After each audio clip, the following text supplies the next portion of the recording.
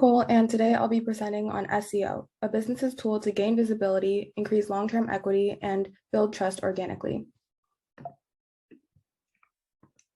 First, we'll be going over a quick overview for the presentation. We're starting off by defining what SEO is and some of the factors that play a role in it. Then we'll be differentiating between on-page and off-page SEO and going in depth about some of the examples of each. Next, we'll cover a case study for Investopedia and explore how they've applied SEO to their business. And lastly, we'll wrap it up with a conclusion and discuss some of the business applications. So what is SEO? And how does it differ from other forms of online advertising? It is important to first note that there are two forms of online ads, SEO, which stands for Search Engine Optimization, and PPC, which stands for pay-per-click. PPC ads, such as Google ads, are what we typically think of when we hear online advertising. So they're basically the ads that come up when a user searches for a query in Google. On the other hand, while SEO is a form of advertising, it takes a much more discreet approach. So rather than presenting itself overtly as an advertisement, SEO is the process of improving a website's ability to rank higher organically in the search results. SEO is more of a comprehensive activity that generates results over the long term, whereas PPC ads can obtain immediate results within a short period of time and typically from targeted audiences as well. Next, SEO is an activity that can be separated into two subcategories, on-page and off-page. On-page SEO focuses on factors within the website itself, such as its content, tags, and keywords that determine its ranking in a search engine. And off-page SEO focuses on external factors that may impact a website's ranking, such as social media, authority, and links or references from other websites. Here are some of the factors of SEO that can contribute to a higher rank or increased competitiveness. This graph illustrates various tiers for a website to check off in order to fully leverage its SEO capabilities. So on the bottom, we have crawl accessibility because it is most fundamental for a search engine to be able to reach and index the site content in the first place. Next, a website should consider providing useful and relevant information and content to actually answer the search query. Then keywords can be utilized to optimize the results of the search. Providing a good user experience is also important and can include various smaller factors and details such as a fast loading speed, compelling UI, and ease of use. And after obtaining the interest of a user, a website can leverage it further by encouraging shares, which further boosts SEO. A title, URL, and description are also critical in improving the click-through rate. And lastly, a website can consider using schema markup to more clearly provide information to search engines and help them understand the content.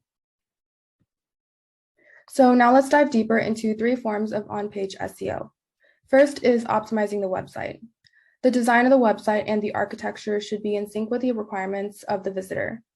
User security is conveyed by HTTPS and SSL, which indicate that the user visiting the website has a safe connection. And finally, the website design can be optimized for crawlers by providing crawlers with a sitemap, which must be linked to the Google Search Console and the Bing Webmaster Tools. The website should also be interlinked appropriately in order to decrease the bounce rate. Another on-page factor that is especially crucial to SEO is keyword research. Keywords should primarily reflect search intent, since search engines will find relevant information to present it on the SERP. It is also important to avoid repetition without adding value. And what I mean by this is that just stuffing the content with repeated keywords that don't actually contribute anything new to the page does not work, because Google is actually able to understand user relevancy. And finally, keywords can be used to create a competitive positioning for a site. So this means keywords should be low in competition with decent search volume in order to achieve visibility, but one should also keep an eye on competitors and analyze what keywords that they're targeting.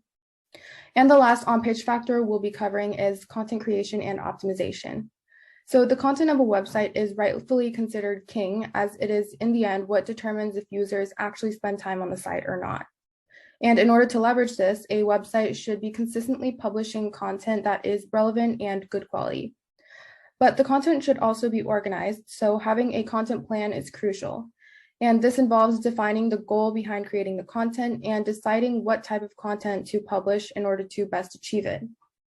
And lastly, to best optimize the content for the sake of ranking, a keyword should be inserted roughly 2 or 3 times with few modifications. but there are also other tools available in the market to help curate SEO-friendly descriptions and titles. Now let's move on to off-page SEO.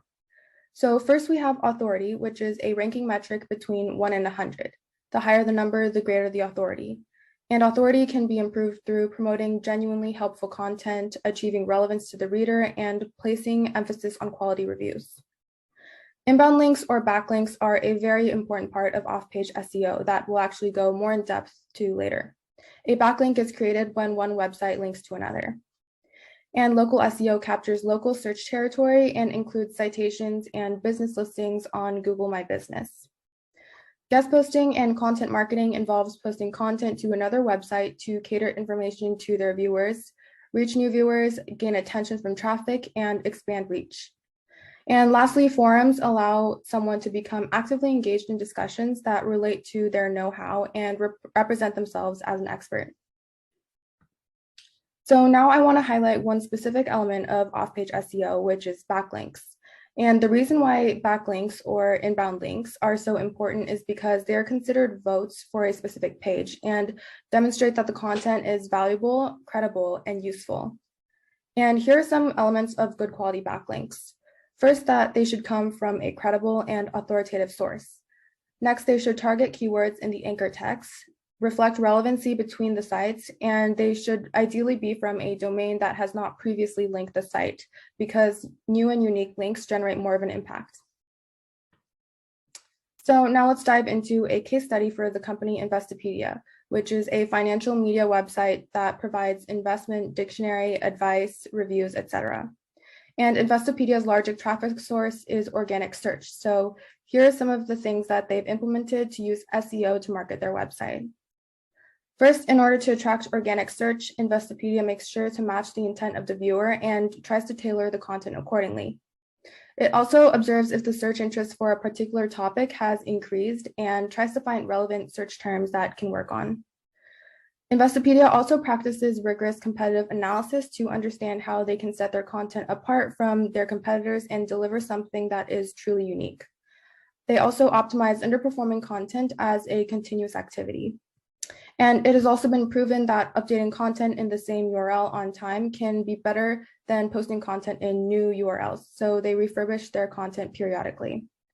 And the reason this case study has been chosen is because it accurately demonstrates the effectiveness of SEO over the long run. And these measures yielded impressive results for Investopedia, which include securing 17% of the organic market share around mutual funds, ranking number 1 for the mutual funds category, and ranking number 10 globally against all other financial institutions. So in conclusion, SEO is becoming an increasingly significant digital tool that can benefit a business in many ways. It allows a website to gain visibility and in turn increase their long-term equity and also build trust organically with its consumers. Thank you so much for listening, and make sure to scan the QR code for the link to the article.